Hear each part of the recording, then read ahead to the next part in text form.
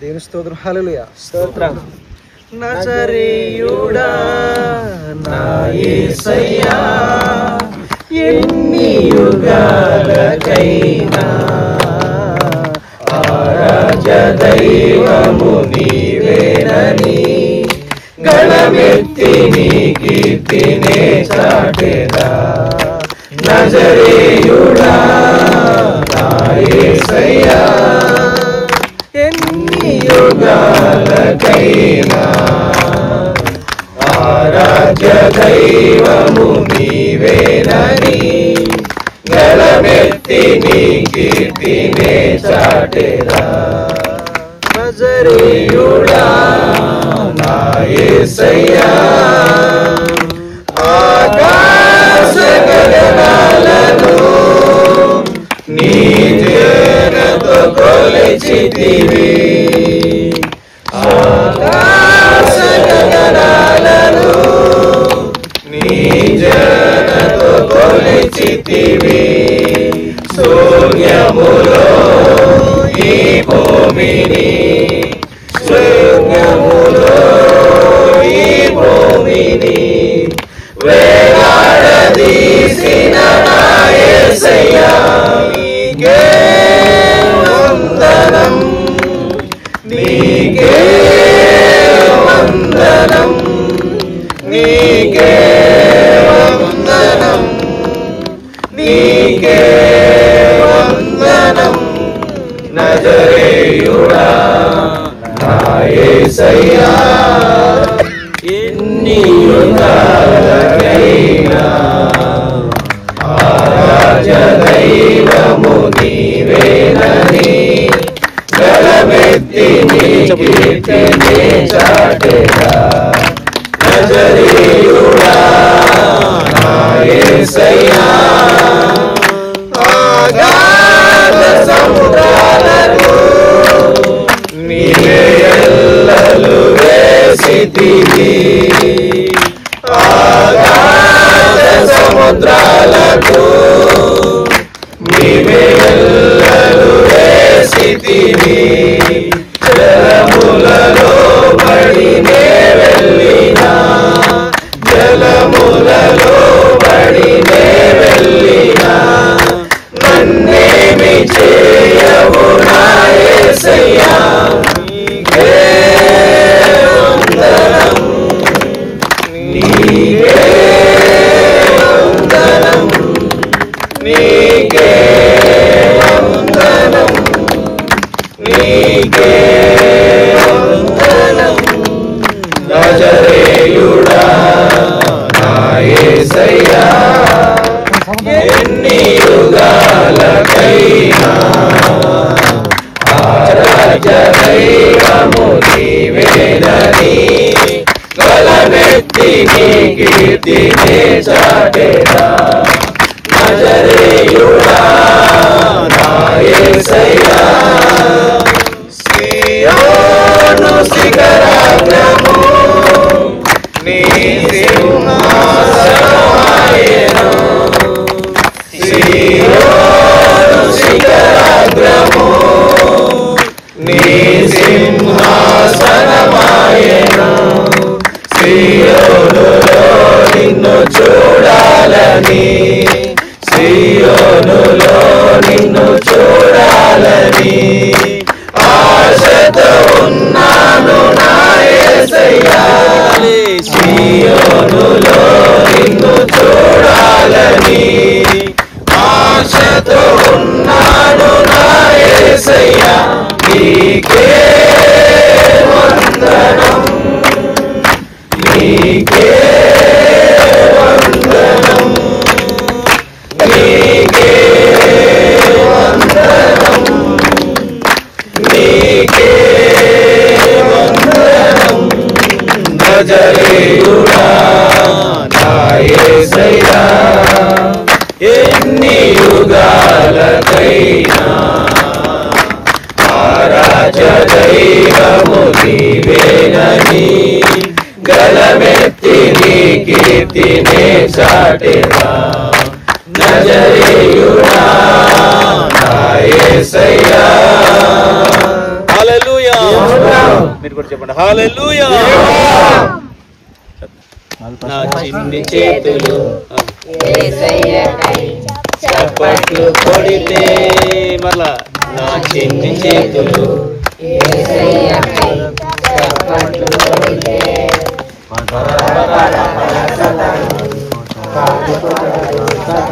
గట్టి పడాలి.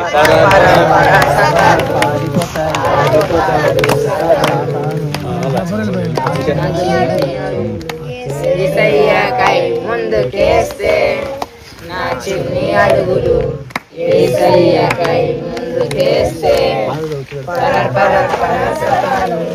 పారిపోతాడు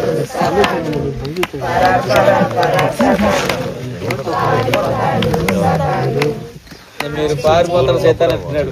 గట్టిగా పట్టి పారిపోతారు. Very good. గట్టిగా చెప్పలు కొట్టండి.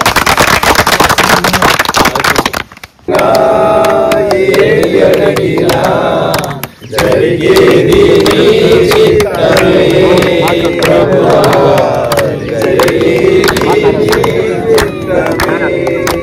నీ వాక్కుకై వేచియుండిని, నా ప్రార్థన ఆలకించుమా ప్రభువా, నా ప్రార్థన ఆలకించుమా. నిన్ను తలచినా ఏది అడిగినా జరిగేది నీ చిత్తమే ప్రభువా, జరిగేది నీ చిత్తమే. నీ తోడు లేక నీ ప్రేమ లేక ఇలలోనూ ఎక్కడి నిలువలేదు. నీ తోడు లేక నీ ప్రేమ లేక ఇలలోనూ ఎక్కడి నిలువలేదు. అడవి పూలే నీ ప్రేమ పొందగా, అడవి పూలే నీ ప్రేమ పొందగా, మా ప్రార్థన ఆలకించుమా ప్రభువా, మా ప్రార్థన ఆలకించుమా. ఎన్ని తలచినా ఏది అడిగినా జరిగేది నీ చిత్తమే ప్రభువా, జరిగేది నీ చిత్తమే. హల్లెలూయా. గట్టి చప్పట్లు కొట్టండి. బాగా రోమా ప్రభుత్వం అయితే ఒక పాపను కట్టేసి నిప్పు పెట్టారు. అందరూ అనుకున్నారు ఆ పిల్ల నన్ను కాపాడండి అని అరుస్తుందని అనుకున్నారు. కానీ తగలబడుతున్నా కానీ అసలు దేవునికి స్తోత్రాలు చెప్పుకుంటూ మరణించింది. ఆ రాజు చెప్పాడు, మీలో ఎవరైనా సరే ఈ పాపలాగా నాకు ప్రభువు కావాలంటే కనుక మీ అందరి గతి ఇంతే, ఎవరైనా ఉన్నారో ఆ చేతులు ఎత్తండి అంటే అందరూ చేతులు ఎత్తారు. ఎవరు? స్టేడియంలో ఉన్న వాళ్ళు అందరూ చేతులు ఎత్తేసారు. ఆ రాజు దిమ్మ తిరిగిపోయింది. ఏంటి ఇలాగా ఈ అమ్మాయిని కళ్ళ ముందు కాల్ చేసినా కానీ మీరందరూ చేతులు ఎత్తారంటే ఆ ప్రభు గొప్పవాడు కాబట్టే, నిజమైన దేవుడు కాబట్టే ఆమె తన మరణాన్ని కూడా లెక్క చేయలేదు. అంత గొప్ప ప్రభు ఉంటే మాకేంటి భయం అన్నారనమాట. స్టేడియంలో అందరూ మారిపోయారు ఒక్క దెబ్బకి. అంటే సజీవుడైన దేవుడు కాబట్టి మన ప్రభు మన ప్రార్థనలు ఖచ్చితంగా ఆలకిస్తాడు. ఆయన తిరిగి లేచినవాడు కాబట్టి అందుకే మనం దేవుని ఆరాధించడంలో నమ్మకంగా ఉన్నప్పుడు తప్పకుండా గొప్ప కార్యాలు మనకు జరిగిస్తాడు. ఒకసారి అందరూ కూడా ఆరాధన చేద్దాము. అలాగే ఒకసారి నిలబడి యేసయ్య సన్నిధిలో మనం ఆరాధన చేసుకుని ఒక చిన్న వాక్యం చదివి హల్లెలూయా హల్లెలూయా. ప్రభువానికి స్తోత్రం చెప్పండి. యేసయ్యా నువ్వు గొప్ప దేవుడు నాయన. ఎవరు మాట్లాడకూడదు. యేసయ్యా నీకు స్తోత్రాలు స్తోత్రాలు స్తోత్రాలు. నిజమైన దేవుడు, గొప్ప దేవుడు నాయన. అయ్యా మీరు తప్ప వేరొక దేవుడి లోకంలో లేడు నాయన.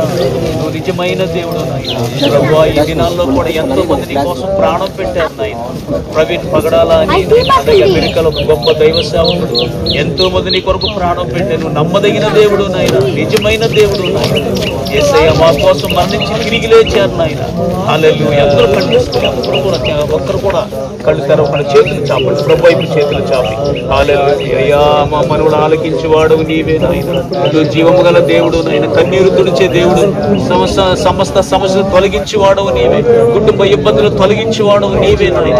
నిజమైన దేవుడు. హల్లెలూయా హల్లెలూయా హల్లెలూయా. స్తోత్రం స్తోత్రం స్తోత్రం స్తోత్రం స్తోత్రం. ఆరాధనా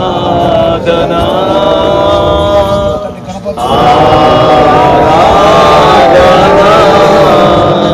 ప్రియ యేసు ప్రభునకే నా యేసు ప్రభునకే మహిమ నీకే ప్రభు ఎంతో ప్రేమించి నాకై తెంచి ప్రాణము అర్పించితివే విలువైన రక్తం చిందించి నన్ను విమోచించితివే ఆరాధనా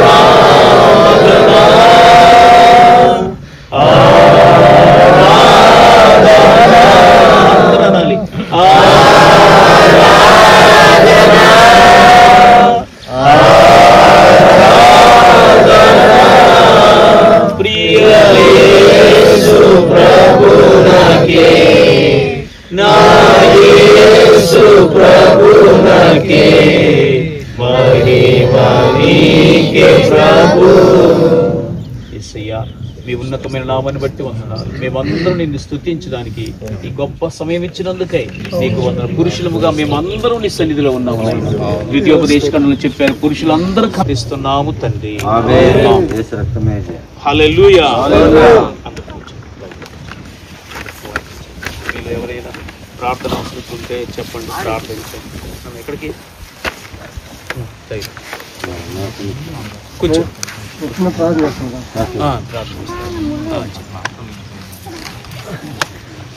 పిల్లలు నడిపించారు, మా జనాలందరూ నడిపించారు ప్రభావ. అందరినీ చేర్చుకున్నారు నాయన. మీకు స్తోత్రం ప్రభావ. అయ్యా మీరు ఏకాంత ప్రార్థన, మీరు కొండలో చేసిన ప్రార్థన మాకు నేర్పించారు నాయన. అతని దైవ సాగుతో మీరు మాట్లాడి మమ్మల్ని పిలిపించుకోవచ్చు ఇక్కడ ప్రార్థన చేసేదానికి తండ్రి. నేనైతే ఇప్పుడు దాకా రాలేదు ప్రభావ ఈ ప్రార్థన. ఈరోజు నేను కలుసుకున్నాను నాయన. నీకు స్తోత్రాలు చెల్లిస్తున్నాను తండ్రి. ఎంతో సంతోషంగా ఆనందంగా ఉంది ప్రభావ ఇక్కడ ప్రార్థన చేయడానికి. మీ నామను కనపరచడం గొప్ప కార్యం పెట్టిన ప్రభావ. మీ గొప్ప దేవుడు నాయన. మీరు ఆశ్చర్య కార్యంలో అద్భుతం చేసే దేవుడు ప్రభావ. అయినా సరే మనం దేవుని సన్నిధిలో మోకరించి ప్రార్థన చేసే వాళ్ళకు ఉంటే ఎన్ని సమస్యలైనా ఎంతమంది శత్రువులు వచ్చినా సరే వాళ్ళు పారిపోతాడని దేవుని వాక్యం చెప్తుంది. ఒక యెహోషువ గురించి చెప్తాను. అతడు ఎప్పుడు కూడా ప్రార్థన చేస్తూనే ఉండేవాడు. ప్రత్యక్ష గుడారం అక్కడ దేవాలయంలో లోపలికి వెళ్ళి మొదలు పెట్టాడంటే బయటకు వచ్చేవాడు కాదు. అలాంటి రాజు యెహోషువ మీదకి 32 మంది రాజులు వచ్చారు ఒకసారి. 32 మంది అతని మీద ఒకసారి అయితే ఒకేసారి వీళ్ళందరూనేమో లెక్క అనమాట 32 మంది రాజులు మొత్తం. కానీ ఒక్కొక్కసారి ఐదుగురు రాజులు ఒకేసారి వచ్చేసేవాళ్ళు అన్నమాట.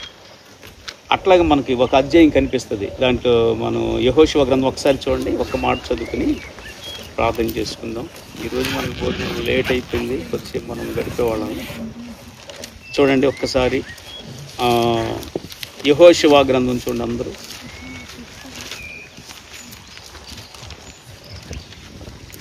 ఒక వాక్యం చదువుకుందాము, తర్వాత ఫోన్ చేసేసుకుని భోజనం అయిపోయిన తర్వాత కొద్దిసేపు ప్రార్థన చేసుకుని వెళ్ళిపోతాం.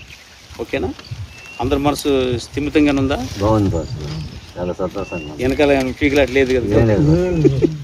నాయసరం అన్న ఒక్క వాక్యం చదువుదాము. యెహోషువ గ్రంథం మొదటి అధ్యాయం చూడండి. యెహోషువ గ్రంథం మొదటి అధ్యాయం.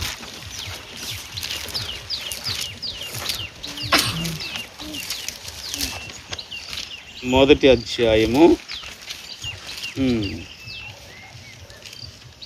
5వ వాక్యం చూడండి. నీవు బ్రతుకు దినములన్నింటినీ ఏ మనుష్యుడును నీ ఎదుట నిలవలేక ఇండును. నేను మోషేకు తోడై ఉండినట్లు నీకును తోడైందును. ఇంకొకరు చదవండి, రాకేష్ చదువు. నిన్ను విడువను నిన్ను ఎడబాయను నిబ్బరము కలిగి ధైర్యముగా ఉండము. వారికి ఇచ్చేదనని నేను వారి పితరులతో ప్రమాణం చేసినయు దేశమునకు నిశ్చయముగా నీవు ఈ ప్రజల స్వాధీనం చేసేదవు. 7వ వచనం ఇంకొకరు చదువు. అయితే నీవు నిబ్బరము కలిగి జాగ్రత్త పడి బహు ధైర్యముగా నుండి నా సేవకుడైన మోషే నీకు ఆజ్ఞాపించిన ధర్మశాస్త్రమునంతని చొప్పున చేయవలెను. నీవు నడుచు ప్రతి మార్గమున చక్కగా ప్రవర్తించినట్లు దాని నుండి కుడికి గాని ఎడమకు గాని తోకూడదు. దేవుడు యెహోషువతో చెప్పాడు, నువ్వేం భయపడొద్దు, కానీ మోషే ద్వారా నేను ఇచ్చిన వాక్యాన్ని బాగా చదువుకో, దాని ప్రకారం నడుచుకుంటా ఉండు. ఏ మనుషుడు నీ ఎదుట నిలవలేడు అంటున్నాడు. ఎవడు నీ మీదకి రాలేడు, ఏ సమస్యని నేను చేయలేదు. అయితే నేను మోషేకి ఎట్లా తోడుగా ఉన్నానో నీకు కూడా తోడుగా ఉంటా. దేవుడు మోషేకి తోడుగుండి ఏం చేశాడు? ఎర్ర సముద్రమే చీల్చేశాడు. ఎవరికి తోడుగా ఉండి? దేవుడు తర్వాత యెహోషువతో చెబుతున్నాడు, మోషే చనిపోయాడు అనమాట. ఏం భయపడొద్దు, అయితే నా సేవకుడైన మోషే ద్వారా నీకు ఇచ్చిన వాక్యం చక్కగా చదువుకో, దాని ప్రకారం ప్రవర్తిస్తూ ఉండు, నీకు ఏం కాదు, నేను నీకు తోడుగా ఉంటా. అందరితో అదే చెప్తున్నాడు దేవుడు. మనం వాక్యం అనుసరించి క్రమంగా వాక్యం చదువుకుంటూ ప్రార్థన చేసుకుంటుంటే ఏం చెప్పాడు? మొట్టమొదట, నీవు బ్రతుకు దినములన్నిటను ఏ మనుషుడు నీ ఎదుట నిలవలేడు. అంటే అర్థం ఏంటి? ఎవరు నీకు హాని చేయడానికి నీ మీదకి ఎవరు రాలేరు. వచ్చినా కానీ వాళ్ళందరూ ఓడిపోతారు. ఒక్క మనిషి చాలు ఎంతమందిని ఓడించడానికి. ఆ ఒక్క మనిషి అయినా ప్రార్థించే మనిషిగా ఉండాలి. ఎట్లా ఉండాలి? ప్రార్థించే మనిషిగా ఉంటే దేవుని వాగ్దానం ఎంత స్పష్టంగా నెరవేర్త. చూడండి, కొన్ని కుటుంబాలు ఎన్నో సమస్యలు అయినప్పటికీ మీరు మోకాళ్ళ మీద పడి ప్రార్థించే వాళ్ళుగా ఉంటే ఏ సమస్య మీదట నిలబడదు, పారిపోతుంది. దేవునికి స్తోత్రం చెబుతా. హల్లెలూయా. ఫోన్ చేసుకుని తర్వాతకి వచ్చే ప్రార్థన చేసుకుందాం. ఒకసారి అందరం ప్రార్థన చేసుకుందాం. పరిశుద్ధుడు తండ్రి, మీరు మాకు వినిపించిన వాక్యముకై వందనాలు అని చెప్పేసి వాక్యాన్ని బట్టి మీరు ఎవరైనా ఒకరు ప్రార్థించండి. వాక్యాన్ని బట్టి శివ ప్రార్థించండి.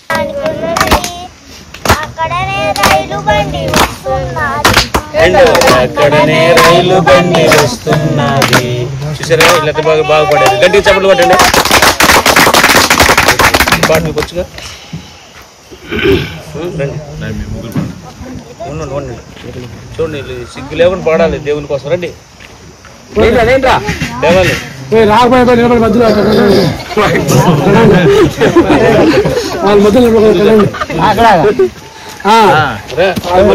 వాళ్ళు పాడతారు. నీకు వచ్చే పాట రాను వాళ్ళు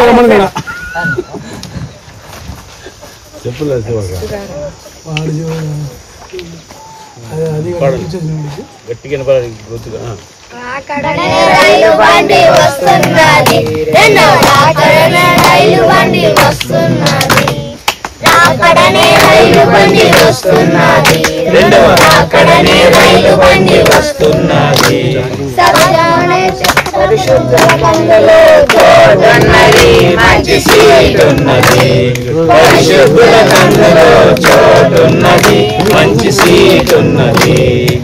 అక్కడనే రైలు బండి వస్తున్నది, అక్కడనే రైలు బండి వస్తున్నది. అక్కడ రాకండి. ఇప్పుడు వీళ్ళు పాడిన పాటకి రెండవ రాకడ అనేది ఎలాంటిది? రైలు బండి లాంటిది. అది ఎక్కడ ఆగుతుంది? పరిశుద్ధుల దగ్గరే ఆగుతుంది. అది ఒక్క నిమిషం కూడా ఆగదు, అలా వెళ్ళిపోతూ ఉంటుంది. సిద్ధంగా ఉన్న వాళ్ళందరికీ సీటు కన్ఫర్మ్ అయి ఉంటుంది అనమాట. అయితే ఆగదు, వెళ్ళిపోతూ ఉంటుంది. ఇక్కడ వచ్చిన వెంటనే ఎవరెక్కాలి? దాంట్లో సిద్ధపడిన పరిశుద్ధులకు మాత్రం సీటు ఉంటుంది అనమాట. మనమందరం ఇలా కూడుకోవడానికి కారణం ఏంటంటే యేసయ్య రాకడ సమీపంగా ఉంది కాబట్టి మన సీటుని కన్ఫర్మ్ చేసుకోవాలి. మన సీట్ని ఏం చేయాలి? కన్ఫర్మ్ చేసుకోవాలంటే ఏం చేయాలి? ప్రార్థనలో వాక్యంలో ఉంటేనే మన సీటు మనకు కన్ఫర్మ్ అవుతుంది అనమాట. ప్రపంచం అంతా యేసయ్య రాకడ కొరకు ఎదురు చూస్తూ ఉన్నారు. మన సంఘం కూడా మరి ఈరోజు నేను అనుకోకుండా పాడమంటే ఈ పాటే పాడేది. అది మీ అందరికి హెచ్చరిక అనమాట. చిన్నపిల్లవాడి ద్వారా కూడా దేవుడు ఏం చేస్తాడు? మాట్లాడతాడు కదా. కాబట్టి ఆ పాట ద్వారా మనం యేసయ్య రాకడ, రెండవ రాకడ అనేది ఒక రైలు బండి లాంటిది. దాంట్లో పరిశుద్ధులకే సీట్ ఉంటుంది. అది మరలా ఒకసారి పాడండి, అదే పాట, ఒక్క లైన్. చెప్పండి.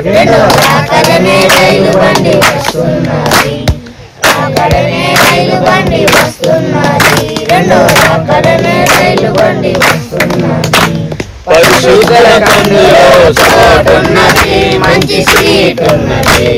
పరిశుద్ధుల కందులో చోటున్నది, మంచి సీట్ ఉన్నది. అక్కడనే రైలు బండి వస్తున్నది, అక్కడనే రైలు బండి వస్తున్నది. హల్లెలూయా. పాట పాడారు.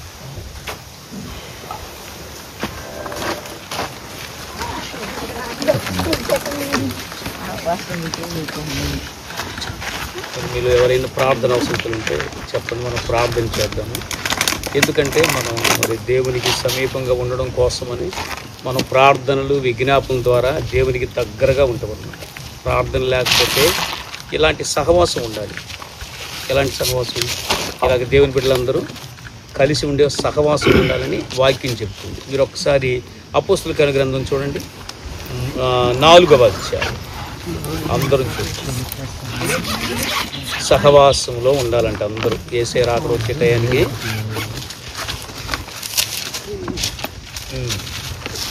2వ అధ్యాయం చూడండి, 2వ అధ్యాయము,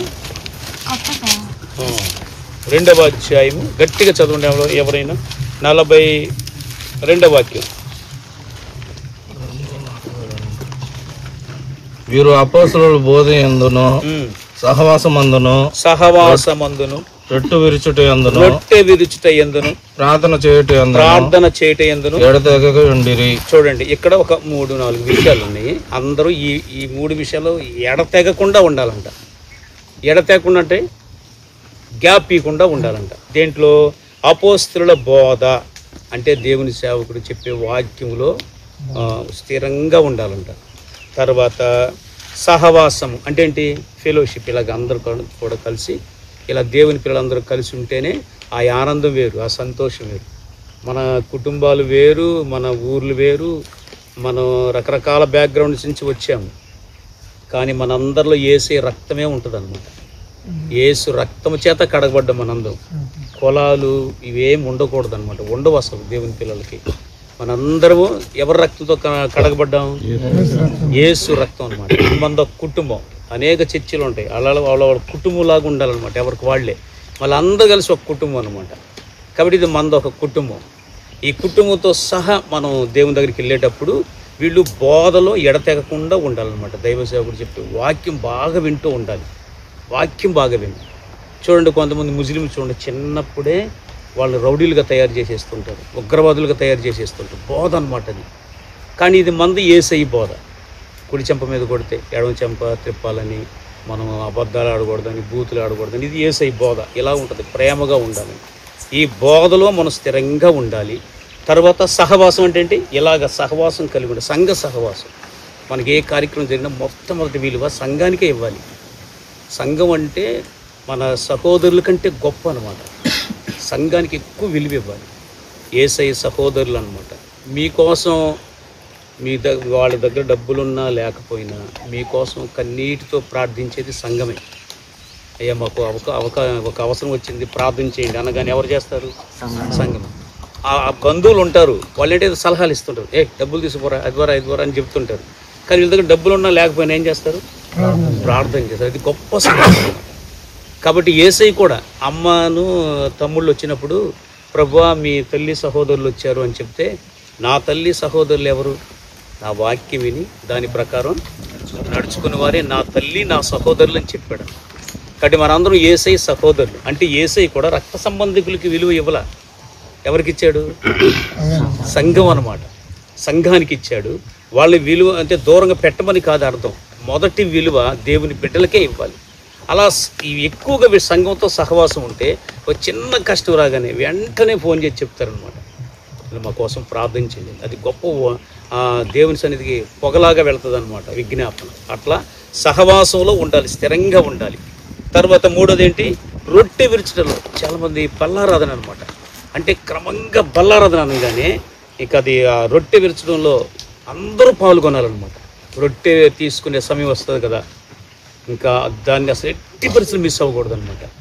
బల్లారాధన అంటే యేసే రక్తము, యేసే శరీరములో మనం భాగం పంచుకున్నాం. తరువాత ప్రార్థన చేయుట యందు. ఎన్ని విషయాలు ఇప్పుడు వచ్చినాయి? బోధ, సహవాసము, రొట్టె విరవడం. నాలుగోది ప్రార్థనలు. అంతా ఎడతెగకుండా ఉండాలంటే, అంటే గ్యాప్ ఇవ్వకూడదు. అప్పుడు రాకడనే రైలు బండి వచ్చినప్పుడు అందరూ కూడా సంతోషంగా ఆ రాకడలో ఎత్తబడతాం అన్నమాట. కాబట్టి మనం యేసే రాకడికి ఎంత దగ్గరగా ఉన్నామో ఇశ్రాయేలు జీవితంలో చూస్తుంటే అర్థమవుతుంది. మొన్న ఆ దేశానికి 57 దేశాలు ఒకటైపోయినాయని మీరు వినే ఉంటారు వార్త. ఒక దేశం మీద బాంబు వేస్తే దానికోసం ముస్లిం దేశాలన్నీ ఒకటైపోయి దాని మీద దాన్ని అసలు లేపేయాలి, చరిత్రలో లేకుండా తీసేయాలి, తుడిచేయాలి. అని 57 దేశాలు ఒకటైపోతే ఇజ్రాయేల్ అంట యేసయ్య వచ్చే రాకడ దినాల ముందు దేన్ని లెక్క చేయదంట. అది 1 కోటి మందే ఉంటారు. 57 దేశాలు ఒకటైతే ఈ దేశం ఏమవ్వాలి? గడగడగడ వణికిపోవాలి. 160 మందినంట సైనికులు. కానీ 57 దేశాలను కలిపితేనంట 1,20,00,000 అయ్యారంట జనం సైనికులు. 1 కోటి మంది మీదకి ఎంతమంది? కోటి సైనికులు 1,00,000 మందే, 1,60,000 మందే. కానీ ఈ 57 దేశాల సైనికులు 1,20,00,000 మంది అంట. అయినా కానీ భయం లేకుండా గడగడ వనకుండా పాకిస్తాన్ ఓడ మీద బాంబు వేసింది. ఏది? ఇజ్రాయెల్ దేశం. బైబిల్లో ఉంది 37వ అధ్యాయం యెహెజ్కేలు గ్రంథంలో. అసలు దేని లెక్క చేయరంటే అంటే ఇవన్నీ మనం ఎందుకు చెప్తున్నారంటే యేసయ్య రాకడ ఎంత దగ్గరగా ఉందో, ఇశ్రాయేలు ఎంత బలపడుతూ ఉంటారో దాన్ని బట్టి యేసయ్య రాకడ అంత దగ్గరగా ఉందని చెప్తుంది అనమాట వాక్యం. కాబట్టి మనము సహవాసంలో స్థిరంగా ఉండాలి. ఇలాగ ప్రార్థన చేసుకోవడంలో స్థిరంగా ఉండాలి. ప్రార్థన చేయటందు ఎడతెగకుండా ఉండాలి. అప్పుడు అందరూ కలిసి ఒక సమస్య గురించి ప్రార్థన చేసామనుకోండి, ఒక్క దెబ్బకి వెళ్ళిపోతుంది. అందరూ నా వెనక ఎంతమంది ఉన్నారు, బంధువులు కాదు కావాల్సింది, ప్రార్థించే వాళ్ళే కావాలి, సంఘమే ఉండాలి. ఒక రాజుగారు అయితే యుద్ధం వచ్చిందని చెప్పి వెంటనే బంధువులకి ఫోన్ చేయకుండా ప్రార్థన చేసి వాళ్ళకి ఫోన్ చేశారు. అందరూ వచ్చేసారు. వాళ్ళందరూ ముందు కూడా పాటలు పాడండి అని చెప్పాడు. వీళ్ళు పాటలు పాడుతూ ఉండగా శత్రువులు వచ్చిన వాళ్ళు వారికి వాళ్ళే పొడుచుకొని చనిపోయారని దేవుని వాక్యం చెప్తుంది. అంటే అంత ముందు పెట్టుకోవాల్సింది ఎవరిని? సంఘాన్ని అంటారు. అంటే మనందరం ఎవరు? రక్త సంబంధికులు. ఏ రక్త సంబంధం ఉంది? యేసే రక్త సంబంధం. దేవునికి స్తోత్రం చేద్దాం. హల్లెలూయా. కాబట్టి మనం కొద్ది నిమిషాలు ప్రార్థన చేసుకుందాము. మీరు ఎవరైనా ఒక ప్రాముఖ్యమైన సమస్య ఉంటే చెప్పండి, ప్రార్థన చేద్దాం. ఒక్కసారి అందరూ మోకరించండి. అట్లాగే మోకరించగలరా? లేదా అట్లా కూర్చోండి, ప్రార్థన చేద్దాం అందరూ కూడా. దేవుడి స్టేషన్ కళ్ళు ఆపరేషన్ చేస్తాం. ఇంకా ప్రెగ్నెన్సీ గురించి, కామాక్షంలో అమ్మగారి గురించి ప్రార్థన, కుటుంబ సమస్యలు గురించి, కుటుంబం అంతా మన ఇమ్మనేనన్న కుటుంబం అంతటి కోసం ప్రార్థన, మన రాజు కుటుంబం గర్భఫలం కావాలని మా కోసం, మన రాకేష్ పిల్లల చదువు కోసం అట్లాగే ప్రాబ్లం. మీరందరూ ట్రైన్ ఎక్కుతారా? మరి ఏ ట్రైన్? రాకడ ట్రైన్లో ఎక్కితేనే మన అందరూ ఆనందం. ఇక్కడికి నేను తీసుకొచ్చి నాకు ప్రయోజనం ఉంటుంది. మోకాళ్ళ అట్లా అందుకోసం ప్రార్థించండి. అరికాల మంటలు ప్రార్థించాలి. అలాగే బ్రదర్ అప్పు ఉంది, అప్పు తీరుకోవాలని ప్రార్థించాలి. కరుణాకర్ కుటుంబం కోసం ప్రార్థించాలి. వాళ్ళ గురించి ప్రార్థించాలి. ఒకసారి ప్రార్థించేద్దాం. చేతులెత్తి ప్రార్థన చేస్తాం. ఒకసారి మనందరం కూడా ఏక మనసుతో మనం ప్రార్థన చేస్తే దేవుడు అద్భుత కార్యం చేస్తాడు. చిన్నపిల్లలు ఎవరు కడుతారు.